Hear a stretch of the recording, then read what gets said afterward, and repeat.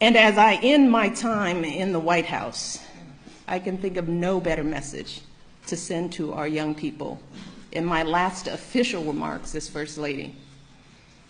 So for all the young people in this room and those who are watching, know that this country belongs to you, to all of you, from every background and walk of life.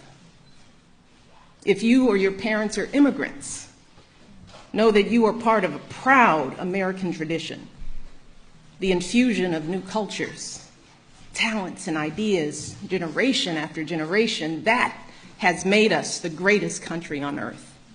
If your family doesn't have much money, I want you to remember that in this country, plenty of folks, including me and my husband, we started out with very little, but with a lot of hard work and a good education, anything is possible, even becoming president.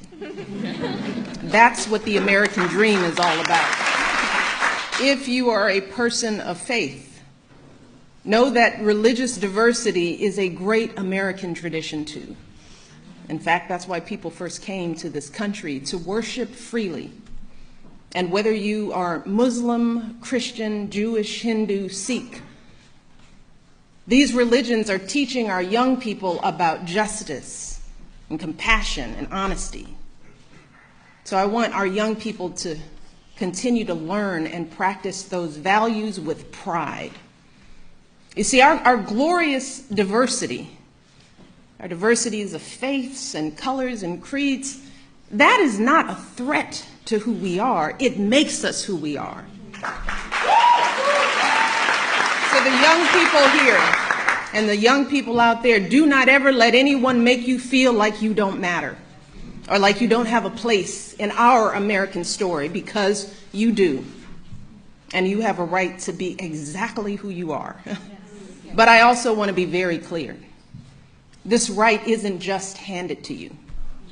No, this right has to be earned every single day. You cannot take your freedoms for granted. Now, just like generations who've come before you, you have to do your part to preserve and protect those freedoms. And that starts right now, when you're young. Right now, you need to be preparing yourself to add your voice to our national conversation. You need to prepare yourself to be informed and engaged as a citizen, to serve and to lead, to stand up for our proud American values and to honor them in your daily lives.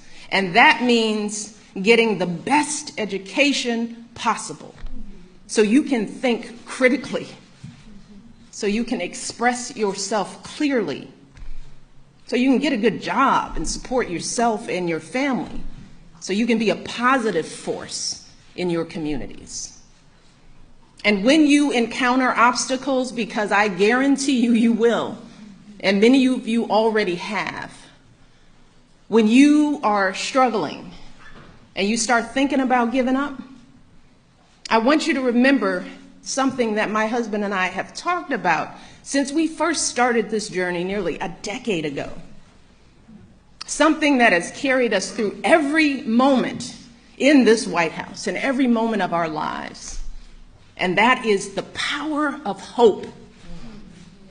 The belief that something better is always possible if you're willing to work for it and fight for it.